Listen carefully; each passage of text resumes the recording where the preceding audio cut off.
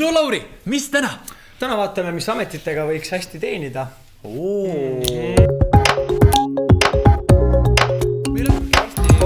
Väga palju pole siis tõesti jäänud siin selle lõpuni, et meil see hooajaks läbi, kanal kinni, sest et nagu loomulikult tööle tagasi.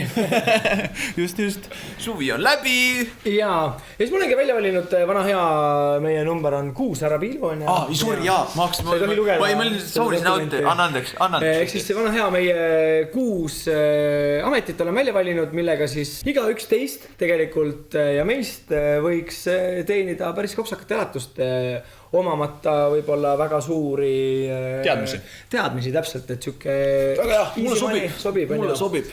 Nii, mis sa arvad, kui palju võiks olla keskmine aastateenistus balsameerijal? Balsameerija on siis see inimene, kes siis nii-öelda erinevate õlide ja mähistega mähib sisse surnud, et nad säiliksid kuni matusteni siis paremini. No võt, see on töö, mida ise ei tahaks teha, vaata. Väga hästi, kuidagi olen alati arvanud, et kui sa töötad surnutega, et siis kuidagi see nagu negatiivne energia või mingisugune halb energia tuleb nagu koju kaasa või et pigem nagu ise ei viitsiks. No ilmselt sellest tuleks nagu palju maksta ka, et nagu seda halba energiat endaga kaasas või aastane teenistus. See on siis Ameerikas, on ju? No see on jah, ütleme Ameerika hind nagu, aga ma küsin su käes, ma arvutasin eurodesse ümber.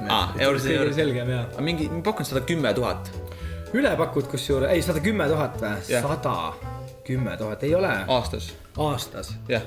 110 000, see on siis põhimõtteliselt 10 tonni kuus või, ei 8 tonni kuus või? Jah, USA on sellised palgad, nad maksavad oma maksud sealt maha ju. No aga see on after taxes siis. After taxes. Ja kätte saab, jaa. After taxes võtame siis pooleks, no 60. Ei ole, 40 tonni. 40 tonni või? Kusjuures, aga see okei, no jah. Tegelikult on päris korralik palk. Kui see Eesti mõistes, ma arvan, et ega nad Eestis vähem ei saa. No ma arvan ka ilmselt. Sest Eestis ikkagi, kui sul on äriideed otsas, siit ja matusebüroo ja siis inimesed ikka surevad ja tööd ikka on, et seda kõike teenib nagu karm reaalsus, aga nii see lihtsalt on. Personaalse ostleja aastapalk. Xenia Fokini või? No Xenia Fokin on nagu pigem nagu stilist ka, eks ole, et seal on nagu see teine twist. Et ta nagu teenib veel rohkem. Ta teenib veel rohkem, jah, et personaalne ostleja on pigem siis nagu see, kes ta nüüd võib-olla nii tugevalt stilistitööd ei tee, aga ta käib su eest, ostab ära sulle riided ja toidu ja mingid muud siuksed asjad. Okei. Ma saan aru, et nagu ostlejana ma saan aru, et sa oled ilmselt on need inimesed võtavad palgale, kellel ei ole endal tõesti aega käia ostamas endale riideid. Või üldse maitset. Või neil on maitset. Või ütleme niimoodi, reaalselt nad teevad nii palju tööd või neil on nagu nii palju aeg, aeg on kõige suurem ressurss, mis sul kunagi üldse elus on. Et kui sina annad meil aega, me oleme väga tänulikud selle eest. No okei, samas hinnaga siis pakume siis, et see võiks ka mingi 45 tonni või? No tegelikult see vahemik on päris suur, ilmselt see oleneb sellest, kui palju sul kliente on, aga on märgitud, et aastane teenistus võib olla miinimum 25 000 ja kuni 100 tonni. Oleks endal veits rohkem stiilitunnetust, võiks küll teisi inimesi riidesse panna. Jäätise maitsja. Ehk siis põhimõtteliselt ütleme toidutehnoloog, ehk siis see, kes testib jäätise maitset, et kas see on hea või mitte. Kujutad, et see peab olema, see on sama hea, kui vaata, need on need, kes käivad ja nuusutavad need veini ja võtavad suvi. Kui suures sommelier on ka üks ametitest, millega võib nagu väga hästi teenida. Sest sa ei tohi ju süüa mingit erilisi toit, sest sul peab see maitsemeel olema säilima. Sa limiteerid enda elu kindlasti selle järgi. Ilmselt ma pakun, et sellega sa pead ka limiteerima oma elu, et sa tunneksid kõiki neid maitsespektrumeid. Selles mõttes, et see tundub nüüd käsid sellest ma nagu USA mõistes nagu 2006 kätte saada, see tähendaks 24 tonni siis. 24 tonni. Tegelikult on täpselt poole suurem 48 424 eurot ja 60 senti. Kui palju võib teenida tunnis kehaosa modell? Ehk siis sul on ilus ranne ja sa reklaamid näiteks lihtsalt oledki see, sinu käe peale pannakse see kell ja tehakse see pilt. Et palju need inimesed võiksid teenida tunnis? Ma olen olnud mingites nagu niisugustes reklaamides küll.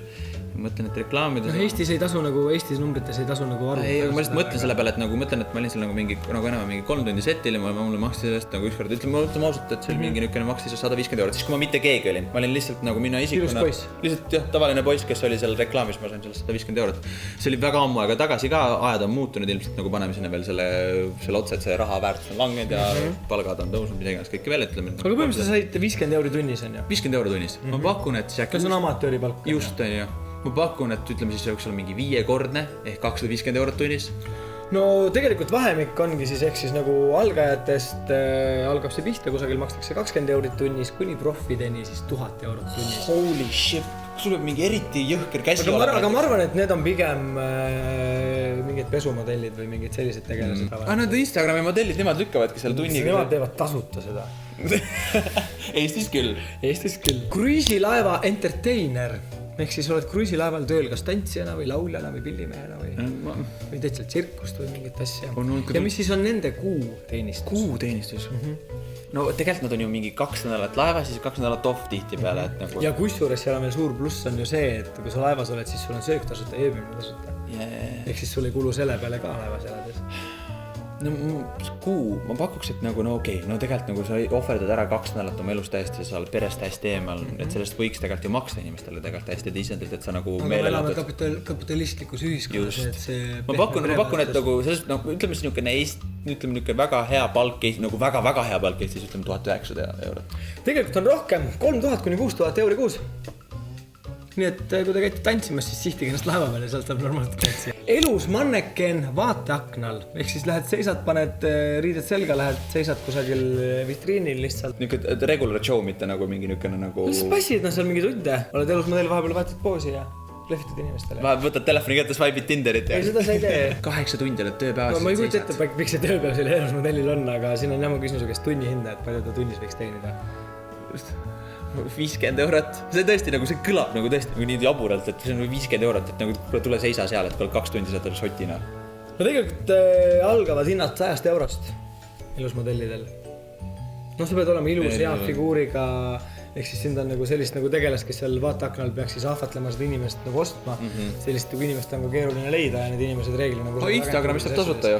Instagramis saab tasuta ja ma ei tea, kas päris vaateaknal seisma saad pärast riided endale, ma arvan, sellest on küll päris palju. Aga milline nendest ametitest on siis selline, mida Marti läheks tegema, kui ta YouTuberina häviks?